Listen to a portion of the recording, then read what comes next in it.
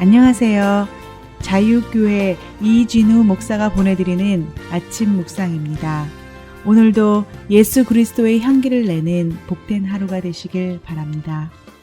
1월 26일 화요일 아침 묵상입니다. 오늘은 갈릴리 사람들아 라는 제목으로 사도행전 1장 9절로 11절 말씀 묵상합니다.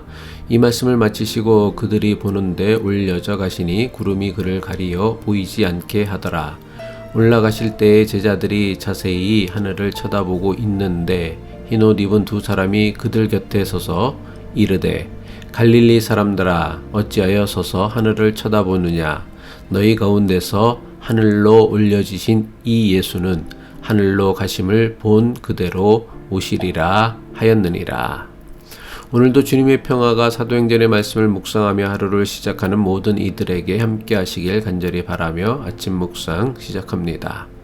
부활하신 예수님은 제자들을 사도로 세상에 보내시며 예루살렘과 온 유대와 사마리아와 땅끝까지 이르러 내 증인이 되라고 분부하셨습니다. 제자들에게 마지막 부탁의 말씀을 남기신 예수님께서는 하늘로 올라가셨습니다. 그리고 하늘에 오르신 예수님께서는 구름에 가리어 더는 보이지 않았습니다. 사도행전 1장 9절의 말씀이죠. 이 말씀을 마치시고 그들이 보는데 올려져 가시니 구름이 그를 가리어 보이지 않게 하더라. 하늘에 오르신 예수님께서 더는 보이지 않았음에도 제자들은 자신들이 목격한 너무나 신비롭고 황홀한 광경에 사로잡혀서는 계속해서 하늘만 쳐다보고 있었습니다. 예수님께서 올라가신 하늘만 넋을 놓고 쳐다보고 있는 제자들의 모습은 마치 이전의 모습을 그대로 반복하는 것 같았습니다.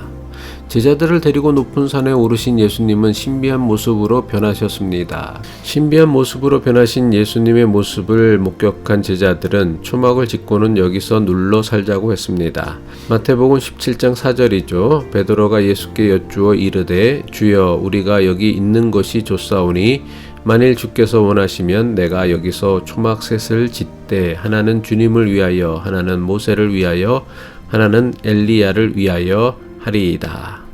제자들이 넋을 놓고는 하늘만 쳐다보고 있을 때 곁에 서 있던 흰옷 입은 두 사람이 제자들을 향해 말했습니다. 사도행전 1장 11절입니다. 이르되 갈릴리 사람들아 어찌하여 서서 하늘을 쳐다보느냐.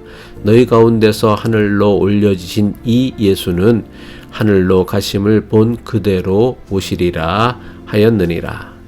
교회의 오랜 전통에 의하면 흰옷 입은 두 사람은 하나님께서 제자들에게 보내신 천사라고 해석합니다. 흰옷 입은 두 사람은 하늘만 쳐다보고 있는 제자들에게 하늘에 오르신 예수님은 너희들이 본 모습 그대로 다시 세상에 오신다고 가르쳐 주십니다. 흰옷 입은 두 사람이 제자들에게 이렇게 말한 것은 넋을 놓고 하늘만 쳐다보는 제자들을 책망하기 위함입니다. 언제까지 예수님께서 올라가신 하늘만 쳐다보고 있을 것이냐? 다시 오실 주님을 위하여 주님이 제자들에게 맡겨진 사명을 어서 속히 감당하라는 것입니다. 흰옷 입은 두 사람이 제자들을 부르는 말에서 이 사실이 분명하게 드러나고 있습니다. 흰옷 입은 두 사람은 하늘만 쳐다보고 있는 예수님의 제자들을 갈릴리 사람들이라 부르며 어찌하여 서서 하늘을 쳐다보느냐며 책망했습니다. 여기서 주목해서 보아야 할 것은 흰옷 입은 두 사람은 예수님의 제자들을 예수님의 제자들이라고도 사도들이라고도 부르지 않고 그저 갈릴리 사람들이라고 불렀다는 것입니다. 물론 예수님의 제자들 대부분은 갈릴리에서 태어나 그곳에서 살던 갈릴리 사람들이었습니다. 하지만 유대 사회에서 갈릴리 사람들이라는 표현은 썩 좋은 표현은 아니었습니다.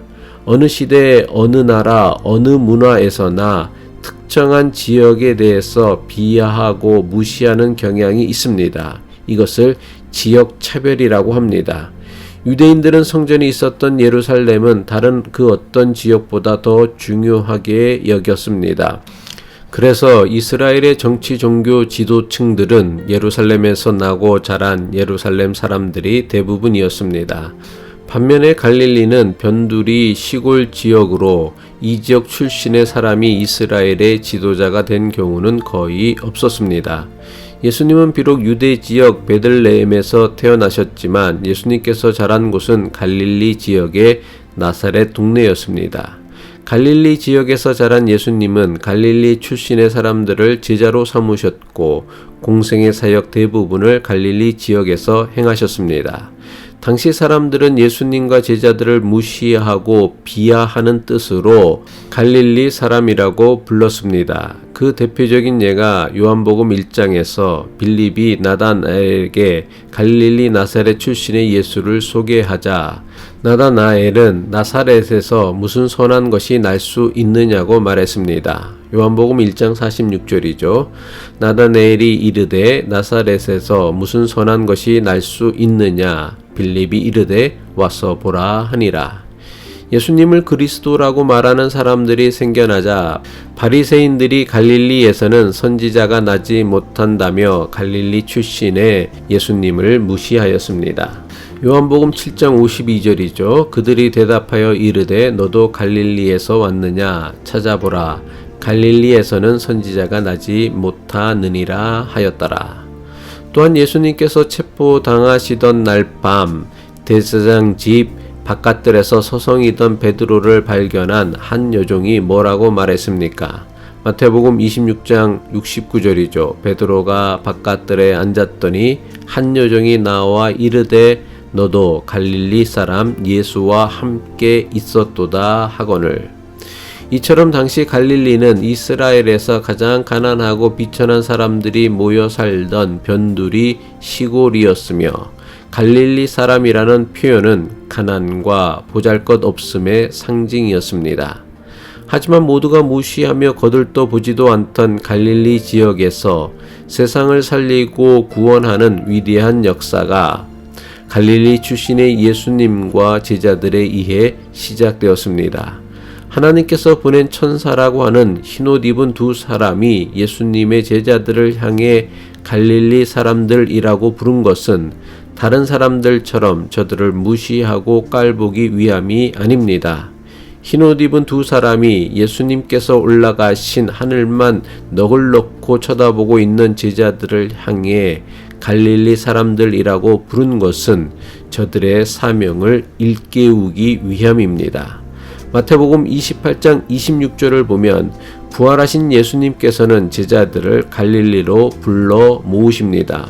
예수님께서는 제자들을 갈릴리로 불러 모으시고는 저들에게 마지막 명령이자 사명을 주십니다. 마태복음 28장 19절로 20절이죠. 예수님의 마지막 명령이라고 하는 말씀입니다. 그러므로 너희는 가서 모든 민족을 제자로 삼아 아버지와 아들과 성령의 이름으로 세례를 베풀고 내가 너희에게 분부한 모든 것을 가르쳐 지키게 하라. 볼지어다 내가 세상 끝날까지 너희와 항상 함께 있으리라 하시니라. 흰옷 입은 두 사람이 예수님께서 올라가신 하늘만 쳐다보는 제자들을 향해 갈릴리 사람들이라고 부르며 어찌하여 하늘만 쳐다보고 있느냐며 저들을 책망하신 이유는 분명합니다. 지금은 넋을 놓고 하늘로 사라져버린 예수님을 그리워할 때가 아니라는 것입니다. 비록 예수님께서는 하늘에 오르셔서 제자들의 눈에서는 사라지셨지만 제자들과 늘 함께 하시는 성령을 보내주신다고 약속하셨습니다. 흰옷 입은 두 사람이 제자들을 향해 갈릴리 사람들아 부르신 것은 넋을 놓고는 하늘만 쳐다보고 있지 말고 부활하신 예수님께서 갈릴리에서 제자들에게 주셨던 사명을 기억하라는 것입니다.